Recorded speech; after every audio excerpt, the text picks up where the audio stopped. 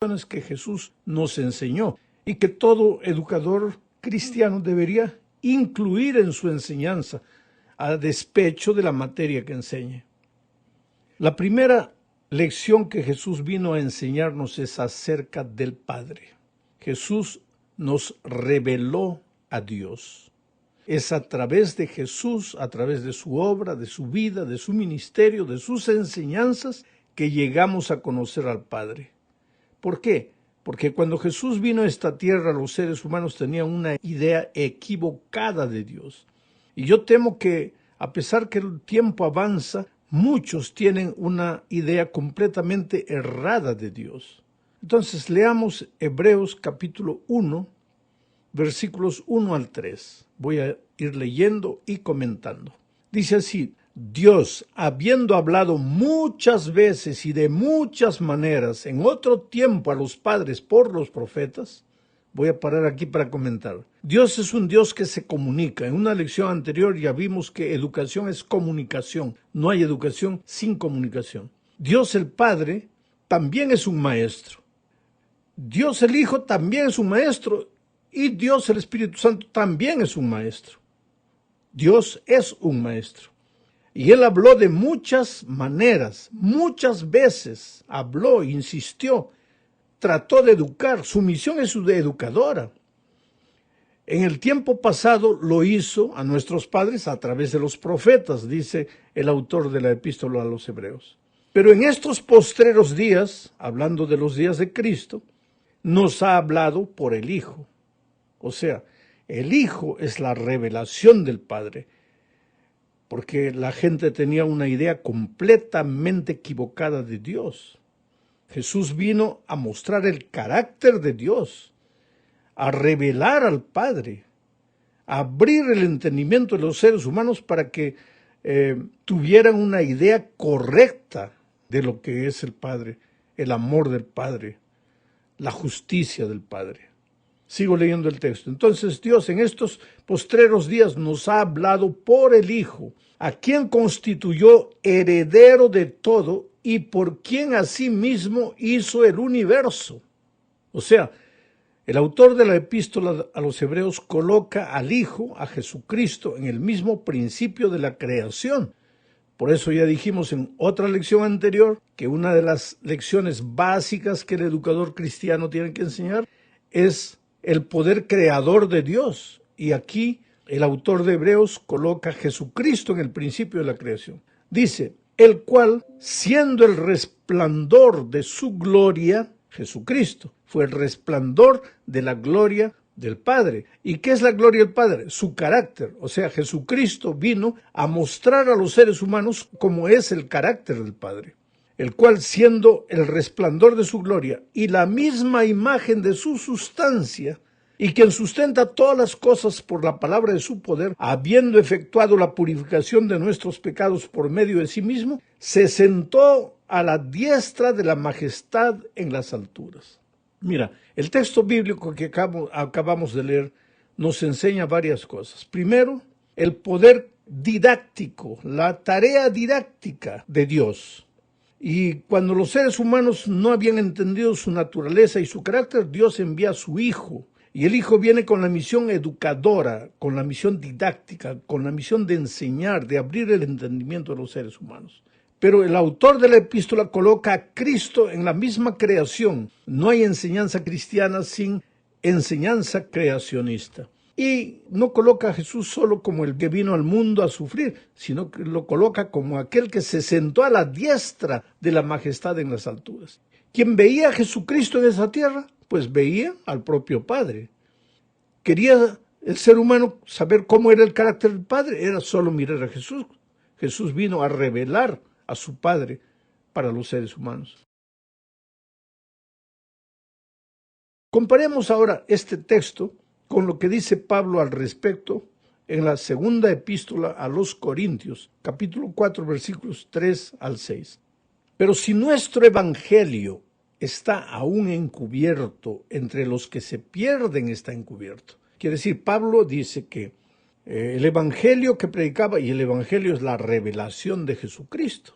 El evangelio son las buenas nuevas que el Señor Jesucristo vino a traer a esta tierra. Y Pablo, escribiendo a los Corintios, dice que ese evangelio estaba encubierto, pero encubierto para los que se pierden, para los que no quieren entender, para los que no aceptan, para los que endurecen su corazón a Dios.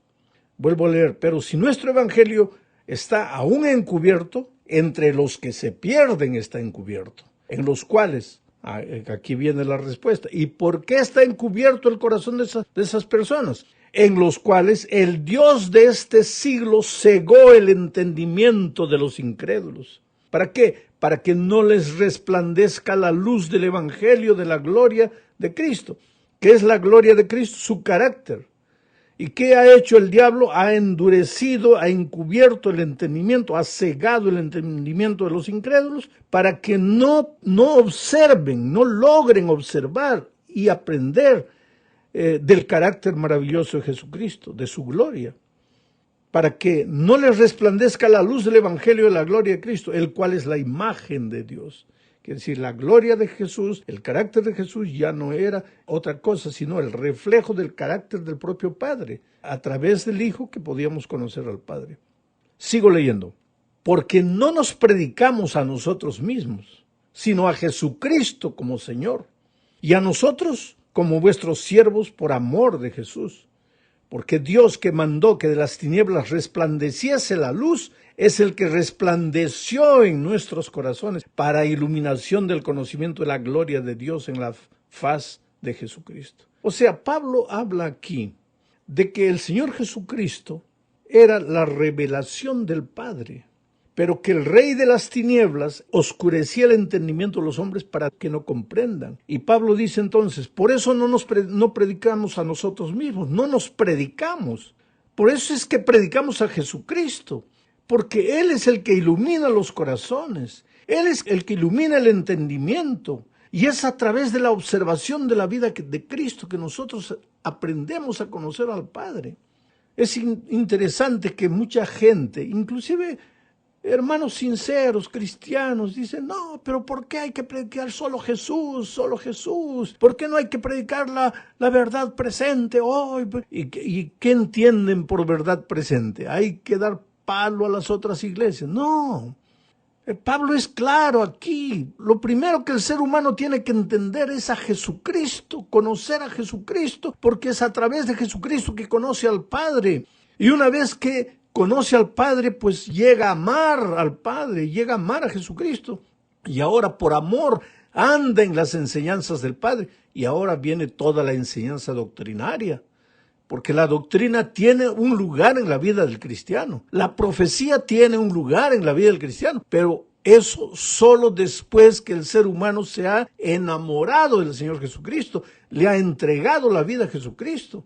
Tú no pretendas enseñar deberes a tus alumnos si primero no les has enseñado a amar al Señor Jesucristo, si primero no les has enseñado a entender cómo es Dios, cómo es su carácter.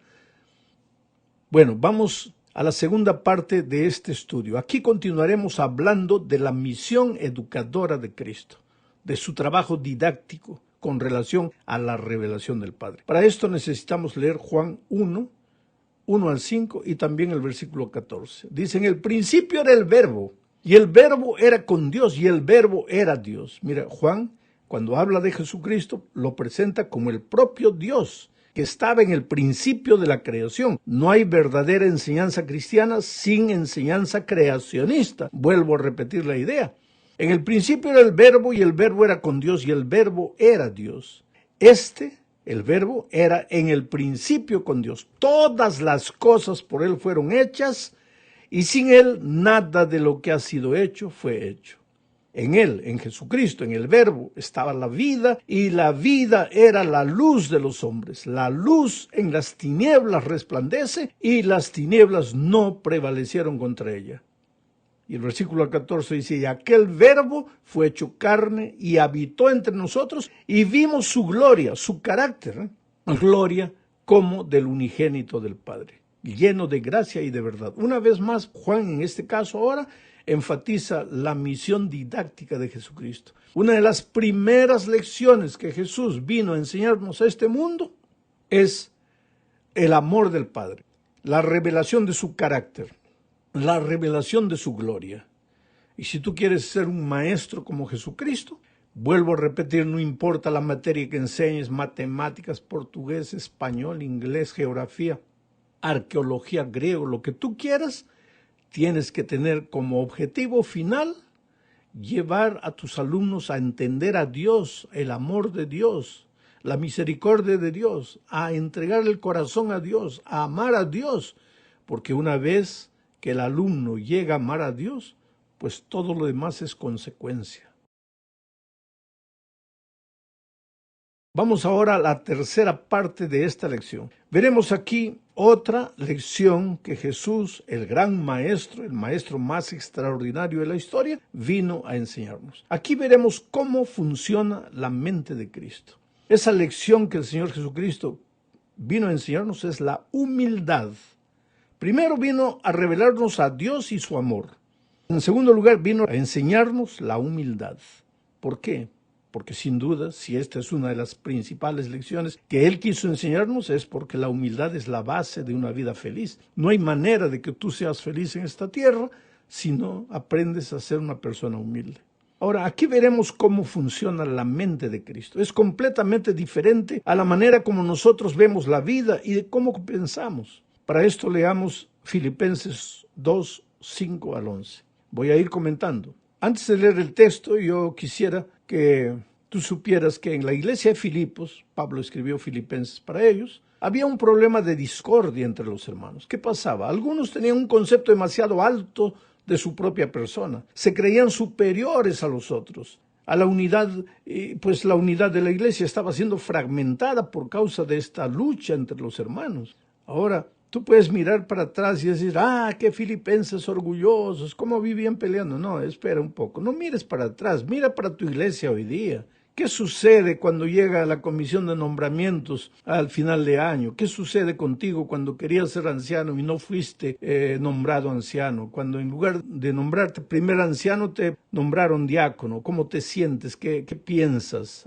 Y si tú eres un pastor, ¿qué pasa cuando llega la trinal, la cuadrinal y no eres reelegido o no eres elegido? ¿Cómo te sientes? Entonces, este asunto de humildad no es asunto de palabra, no es asunto de predicar un sermón bonito de la humildad, no es asunto de levantarnos el sábado para hablar de lo que es la humildad, no, es asunto de vivirla. Y por eso ahora leo el texto de Filipenses capítulo 2, a partir del versículo 5, dice así. Haya pues en vosotros este sentir que hubo también en Cristo Jesús. Mira, haya en vosotros este sentir. No dice este hacer. ¿Por qué? Porque hacer tú puedes hacer lo que tú quieras cuando estás sintiendo en lo profundo de tu corazón otra cosa. Por ejemplo, tú puedes saludar y felicitar a una persona que fue nombrada para un cargo que tú querías ser nombrado. Entonces, cuando él es nombrado, tú vas y lo abrazas y lo felicitas. ¿Pero qué estás sintiendo en tu corazón? Ahora Pablo dice, hay en vosotros este sentir, no este hacer. Hacer es fácil, sentir es otra cosa. Dios no está preocupado solo con lo que tú haces, está preocupado también con eso. Pero cuando lo que tú haces es resultado de lo que tú sientes. Entonces, haya pues en vosotros este sentir que también hubo en Cristo Jesús. Aquí viene Jesús como el maestro de la humildad. Jesús no solo hizo cosas buenas, Jesús sintió las cosas buenas en su corazón. Haya pues en vosotros este sentir que hubo también en Cristo Jesús, el cual siendo en forma de Dios, mira, Jesús es Dios, pero no estimó el hecho de ser igual a Dios como cosa a la cual aferrarse, agarrarse, así como el loro se agarra de la madera y no la suelta, ¿no? Jesús era Dios, pero no tomó el hecho de ser Dios como cosa a la cual aferrarse, sino que se despojó de sí mismo, tomando la forma de siervo semejante a los hombres, y estando en condición de hombre, se humilló a sí mismo, haciéndose obediente hasta la muerte y muerte de cruz. Interesante, Jesús era Dios, pero no se agarró al hecho de ser Dios, sino se hizo hombre, ya bajó. Pero no se hizo solo hombre, se hizo siervo, bajó más. Pero no se hizo solo siervo, murió, pero no murió cualquier muerte, sino la muerte de cruz, la peor de las muertes, programada para los peores delincuentes. Pero él era Dios, pero dejó y fue hasta la muerte de cruz. Y ahora viene Pablo y dice que en ustedes exista este mismo sentimiento. Ahora lo que tú no sabes es que por el hecho de Jesús haberse humillado, haber descendido a las profundezas de la miseria de esta vida, dice el texto, sigue leyendo, por lo cual Dios también lo exaltó hasta lo sumo y le dio un nombre para que en el nombre de Jesucristo se doble toda rodilla de los que están en los cielos y en la tierra y debajo de la tierra, y toda lengua confiese que Jesucristo es el Señor para gloria del Padre. Ah, interesante. Con este hecho de Jesús, hacerse hombre, hacerse siervo, morir la muerte de un delincuente, con este proceso, el Señor Jesús vino a revelar la gloria del Padre, o sea, el carácter del Padre. Y lo hizo no con sus palabras, aunque cuando estuvo en la tierra dijo, venid a mí todos los que estáis trabajados y cargados, yo os haré descansar. Aprended de mí que soy manso y humilde de corazón. Aunque él emitió la palabra, dio un discurso bonito de la humildad, de la mansedumbre, la grande lección de su vida fue su actitud, no su discurso, no su palabra. Él no predicó tanto de la humildad, él vivió la humildad. Y ahora viene Pablo y dice que en ustedes haya el mismo sentimiento del Señor Jesucristo. Vamos a la cuarta parte porque el tiempo se nos ha acabado prácticamente. Aquí hablaremos sobre el gran maestro y la reconciliación, porque esta es la otra lección que el Señor Jesucristo vino a enseñarnos. La primera es a revelarnos al Padre, su carácter. La segunda es a enseñarnos que la humildad es el camino para llegar a las más grandes alturas, solo que tú no te preocupas por las alturas. Eso es consecuencia de tu actitud y de tu vida de humildad. Y en tercer lugar, Él vino a enseñarnos que la reconciliación es la clave de una vida feliz. ¿Por qué reconciliación? Porque todos nos alejamos del Padre. El pecado es separación de Dios. Todos nos fuimos por nuestros caminos.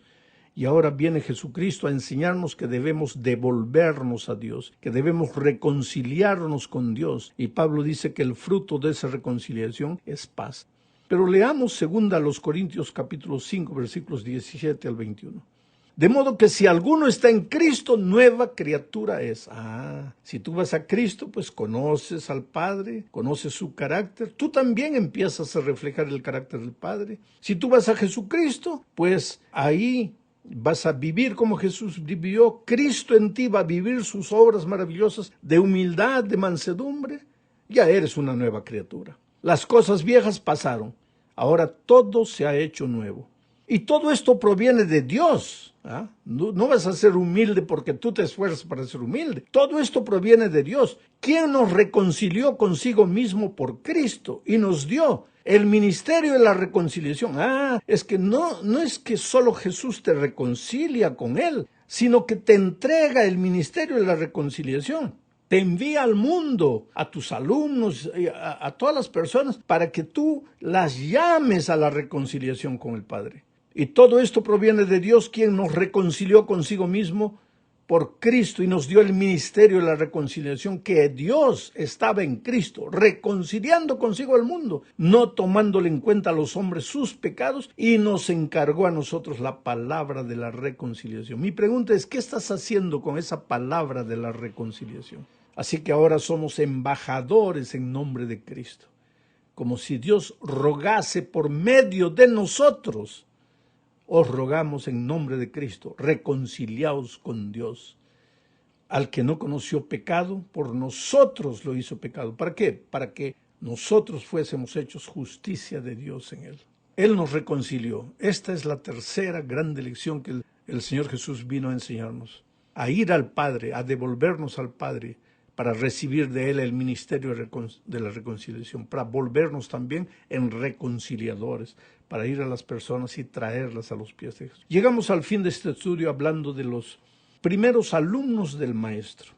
¿Sabe? Los primeros alumnos no fueron los discípulos, los 12, ni siquiera la gran multitud que siguió el ministerio de Jesús en esta tierra. En realidad, los primeros alumnos, aquellos que empezaron a aprender de Él, fueron José, María, los pastores que estaban en el campo y los reyes magos.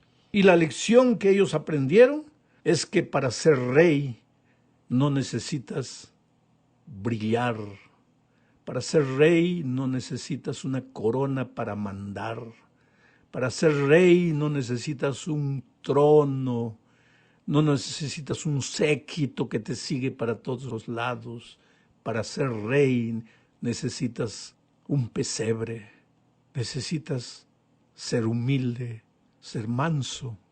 Reyes del oriente se arrodillaron delante del niño. José y María, que eran padres, se arrodillaron para adorarlo. Los pastores se arrodillaron para adorarlo. El día que tú reconozcas a Jesucristo como tu gran maestro, el día que aprendas a andar en sus pasos con humildad, no buscarás aplausos, no buscarás reconocimiento humano. Yo admiro a los maestros. ¿Qué sería de mi vida si no hubiera tenido maestros cristianos que me enseñaron a amar a Jesús? Yo siempre digo,